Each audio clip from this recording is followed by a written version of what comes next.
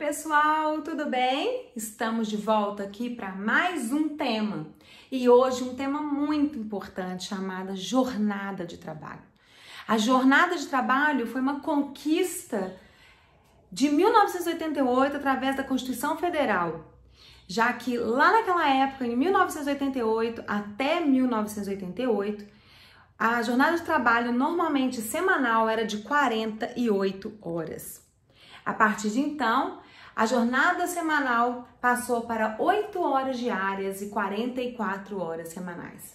Pessoal, além disso, antes de 1988, nós já conversamos um pouquinho que a jornada de trabalho, ela, por muitos anos, ela não era nem um pouco trazida para beneficiar o empregado. Ela vinha no nosso mundo jurídico, na vida real dos trabalhadores, apenas para trazer o quê? Desgaste físico, emocional, psicológico do empregado. Porque não havia nenhuma regra, lá em 1800, lá em 1900, não haviam regras de proteção ao trabalhador. A partir do momento que surgiu a Organização Internacional do Trabalho, a OIT, nós podemos verificar que realmente as regras de transição trazidas entre empregado e empregador, elas começaram a ficar mais rígidas. E a partir de então, a jornada de trabalho ou a duração do trabalho, ela ficou um pouco mais diminuta. Mas ainda assim, somente em 1988, essa regra passou de 48 horas, antes de muito mais horas, né? Mas de 88 para cá, tornou-se proibido trabalhar mais do que 44 horas semanais e 8 horas diárias, salvo se tivesse outras legislações próprias, como no caso a Convenção Coletiva trouxesse uma nova forma de trabalhar. Claro que compensando uma semana com a outra ou de 15 em 15 dias, isso ainda é possível, mas precisamos ter em negociação coletiva. Aqui, a jornada do trabalho, pessoal, ela vem de acordo com o horário que a pessoa trabalha, né? De acordo com os dias destinados ao trabalho. Então, sendo assim, ela é um momento onde nós temos que tomar muito cuidado, tanto nós como trabalhadores, quanto nós quanto empregadores, porque somos todos obrigados a mantermos dentro da legislação. Os artigos que nós vamos verificar a partir de agora, primeiro, artigo 4º, que fala o tempo à disposição do empregador, né? Do empregado ao empregador. E segundo, o artigo 58 a 74 da CLT, que fala tudo sobre a duração do trabalho ou a jornada do trabalho. A primeira coisa que eu gostaria de falar é a respeito do fundamento que originou a nossa tão falada aqui jornada do trabalho. Um dos motivos que originou a questão social com a consequente luta dos trabalhadores foi a excessiva jornada de trabalho exigida dos empregados que laboravam nas fábricas. Com os inúmeros acidentes de trabalho em função da fadiga... Opa, desculpa, gente. Passou uma ligação para cá. Bom, com inúmeros trabalhadores... Oi? Gente... Pronto. Desculpa, tá, pessoal? Então, com inúmeros acidentes de trabalho em função da fadiga física e mental, viu-se a necessidade de impor limites. E essa imposição de limite veio em cima da quantidade de trabalho que se faz ao despender a sua força física, mental em prol do seu trabalho. Dito isso, os objetivos relevantes que a gente consegue integrar e verificar junto aos comandos legais, eles são de ordem, vou ver se assim melhora. Acho que sim, olha. Deixa eu ver se fica melhor assim, pessoal. Acho que é mais próximo fica. Então, eles são de ordem fisiológica, obviamente, porque ele está ligado a uma integridade física do obreiro, a tentativa de fazer com que o obreiro, em vários momentos, não sinta muita a força do trabalho, evitar a fadiga, estresse, desgaste. E em cima disso é um objetivo de ordem fisiológica, né? Dentre eles, nós temos também as questões voltadas... Espera aí, pessoal, deixa eu ver se eu consigo melhorar isso daqui. Eu começo a filmar e sempre acho que tá ruim. Bom. Se eu não apareço, né? Ai, gente, vou te contar. Ah, aqui ficou bom. Então tá, vou aparecer só um pedacinho aqui, mas acho que já tá melhor, né?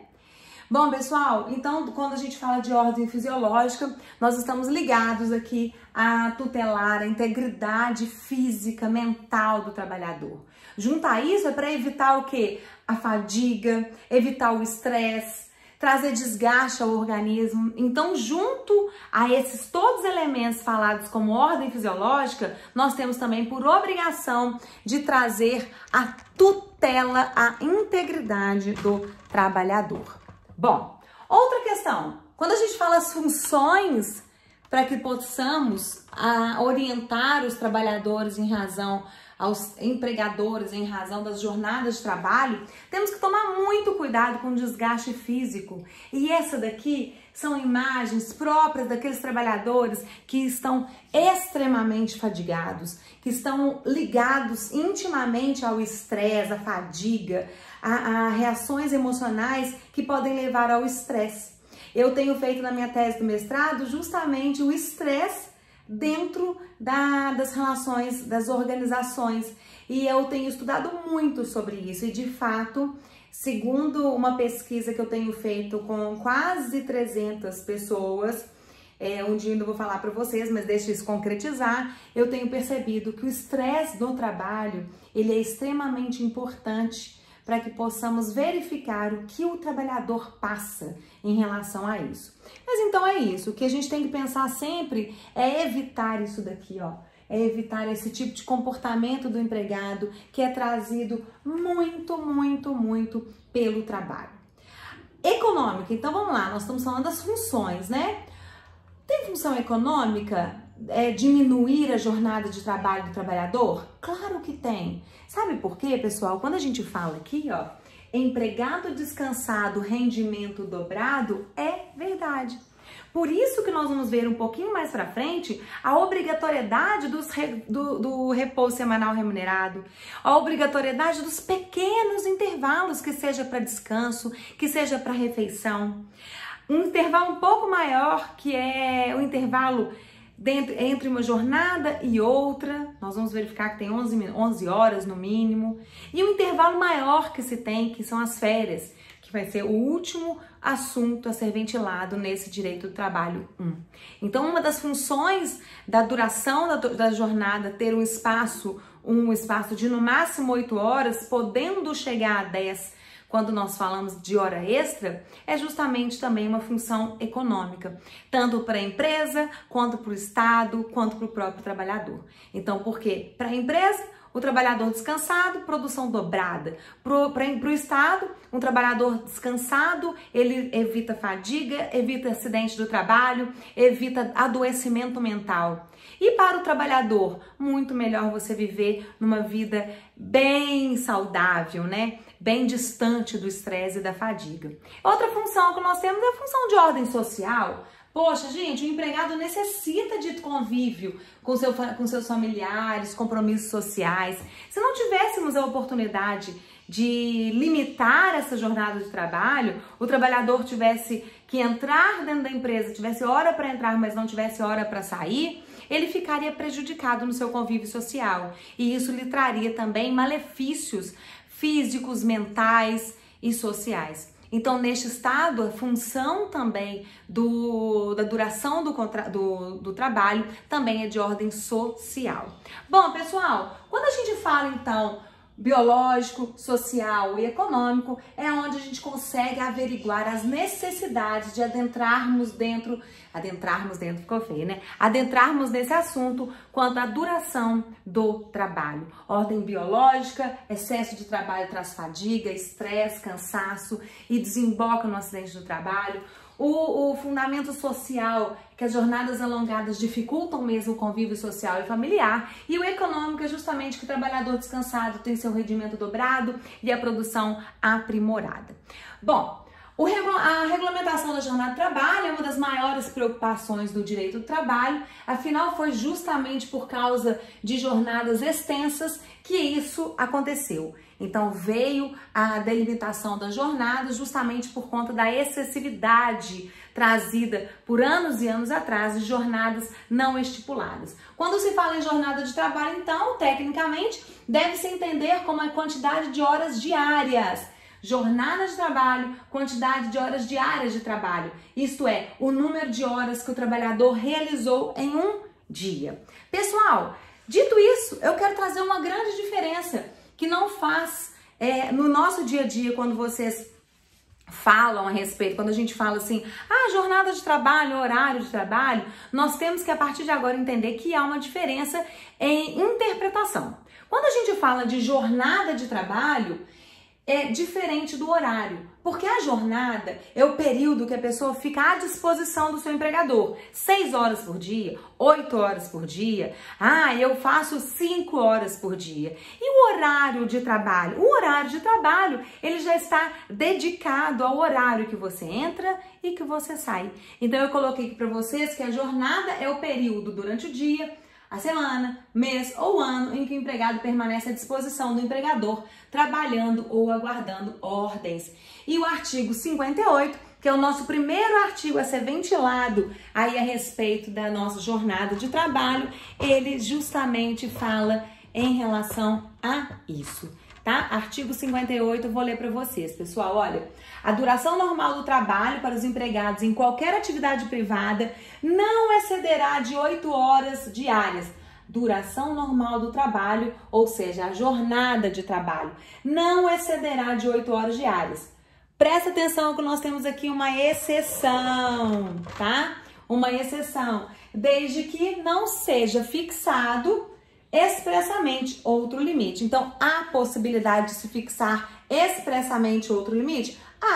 Mas precisa estar aonde? Convenção coletiva. Nós vamos ver um pouquinho mais pra frente. Galera, minutos não inseridos na jornada do trabalho.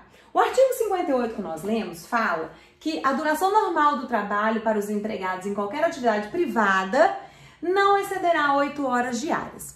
Bom, existe uma súmula 366 que ensejou o artigo 58, parágrafo 1º, que fala o seguinte: minutos que não estarão inseridos na jornada. São aqueles minutos que você entende, que você entra na empresa ou sai da empresa, minutos de diferença. E aqui o artigo 58, parágrafo 1º, fala que até 10 minutos diários, tanto para mais quanto para menos, não serão computados na jornada de trabalho. Sabe por quê, pessoal? Hoje em dia, nós temos o nosso celular e a gente consegue averiguar que todo mundo, se você olhar agora no seu relógio, o seu horário vai ser o mesmo. No seu relógio, não. No seu celular. O seu horário vai ser o mesmo do fulano, do beltrano, do ciclano, do meu, porque nós conseguimos, com a tecnologia, unificar um horário. Mas antigamente, quando se teve o surgimento desse parágrafo, existiam relógios que tinham atraso, existia um relógio que estava para mais, estava para menos. Outro comportamento que trouxe essa questão foi justamente aquelas empresas que tinham um relógio de ponto e você enfrentava uma fila gigante para registrar o seu ponto. Ali poderia dar uma oscilação de minutos, 2 para mais, 2 para menos. Então decidiu-se lá no artigo 58, o legislador trouxe, que é o seguinte: horas extras não remuneradas, 5 minutos antes e depois, não serão contadas nem computadas como jornada extraordinária as variações de horário no registro de ponto não excedente de 5 minutos, observando o limite máximo de 10 minutos. E aqui que eu tenho que tomar cuidado: diários. Eu vou ver se eu trouxe aqui, depois eu volto nessa telinha aqui, deixa eu só ver o que eu trouxe para vocês entenderem o que eu tô querendo dizer, tá? Olha aqui, não é isso não. Olha aqui, isso daqui é como se fosse um ponto. No dia 1º, Regina trabalhou, entrou às 8h05, saiu para o almoço às 11h07. Ela tem um horário 8 horas, tá? E 2 horas de almoço. Então, ela entrou às 8h05, saiu às 11h07. Ela retornou às 13h02 e a saída foi às 17h59, onde a saída seria todos os dias às 18 horas. Horário dessa Regina, entra às 8 e sai às 18 com 2 horas de almoço, beleza? Ok, aqui pessoal, presta atenção, ela entrou 5 minutos atrasada, né? Ela saiu, ou seja, ela trabalhou 5 minutos a menos no horário da manhã. Só que ela saiu 7 minutos depois que ela deveria sair, porque o horário de trabalho da Regina, de almoço, é de 11 a meio-dia. Mas ela saiu de 11 a 1, ela saiu 11h07. Ou seja, se formos compensar aqui, a Regina trabalhou a mais 2 minutos. Só que ela retornou 2 minutos atrasada. Então, o que aconteceu? Ela tinha 2 minutos a mais. Só que ela entrou 2 minutos a menos, zerou. Tá? Até então, a Regina trabalhou corretamente. Só que aqui, ó, ela saiu 1 minuto mais cedo. E o que nós estamos falando a respeito do artigo 58, parágrafo 1º? Estes minutinhos, de até 10 minutos diários, para mais e para menos, eles não serão computados na jornada de trabalho. E aí, eu volto a falar, aqui ela entrou mais cedo 5 minutos, aqui ela saiu mais cedo 2 minutos, mas aqui ela entrou mais tarde 1 minuto, e aqui ela saiu mais tarde 1 minuto, tendo trabalhado a mais 3 minutos. Vai computar na jornada de trabalho? Não, não vai computar na jornada de trabalho, justamente porque o artigo 58, parágrafo 1º, exclui a questão própria dos intervalos ditos como isso. Parágrafo 1º. Não serão descontadas nem computadas como jornada extraordinária as variações de horário no registro de ponto não excedentes de 5 minutos, observado o limite máximo de 10 minutos diários, ok? Então, nós temos o artigo 58, parágrafo 1º, bem como a súmula 366, que ratifica o que eu acabei de dizer. A questão do parágrafo 2º já fala do tempo despendido pelo empregado desde a sua residência até a sua efetiva ocupação do posto de trabalho e para o seu retorno, caminhando ou por qualquer meio de transporte, inclusive fornecido pelo empregador, não será computado na jornada de trabalho por não ser tempo à disposição. Galera, existia antes da reforma as horas itinerárias e ela falava justamente desse tempo à disposição, aonde o trabalhador que era servido por transporte, que não era servido por transporte público coletivo em um local de difícil acesso, ele tinha esse horário de saída até o local de difícil acesso, até a entrada da empresa, como sendo dentro da jornada. Agora, não tem mais isso. O parágrafo 2º do artigo 58 trouxe essa diferenciação. Então, de novo, vou ler para vocês. Artigo 58, parágrafo 2º. O tempo despendido pelo empregado desde a sua residência até a efetiva ocupação do posto de trabalho e para seu retorno caminhando ou por qualquer meio de transporte, inclusive fornecido pelo empregador, não será computado na jornada de trabalho por não ser tempo à disposição. Tínhamos inclusive uma súmula 90 que falava a respeito disso. E aqui eu retomo dizendo o seguinte, temos muitas súmulas a respeito desse assunto. Preciso que vocês leiam súmula 370, súmula 423, súmula 429. Então, vamos definir uma questão aqui. No Brasil, ficou determinado que a jornada normal de labor é de 8 horas diárias e 44 horas semanais, conforme determina o artigo 7º, inciso 13 e 14 da Constituição Federal. E agora eu quero chamar a atenção de vocês no que seria tempo à disposição. Pessoal, tempo à disposição é aquele momento onde o trabalhador fica, o trabalhador fica à disposição de seu empregador, né? Deixa eu ver se fica bom aqui. Melhorou? Aguardando ordens. Aqui, ó, tá todo mundo aguardando ordens, mas dentro do contrato de trabalho. E neste momento, todo o tempo que permanecer à disposição da empresa, trabalhando ou não, deverá ser computado na jornada, salvo quando a lei assim excepcionar. E aí, diante disso, eu gostaria de ler com vocês o artigo 4º da CLT. Vamos lá, vou ler com vocês aqui, ó, para vocês entenderem. Artigo 4º da CLT. Pessoal, Considera-se como de serviço efetivo o período em que o empregado esteja à disposição do empregador, aguardando ou executando ordens, salvo disposição especial expressamente consignada. Vamos lá. Parágrafo 1º. Computar-se-ão na contagem do tempo de serviço, para efeito de indenização e estabilidade, os períodos em que o empregado estiver afastado do trabalho, prestando serviço militar e por motivos de acidente. Parágrafo 2º, que veio na nossa reforma trabalhista. Por não se considerar tempo à disposição do empregador,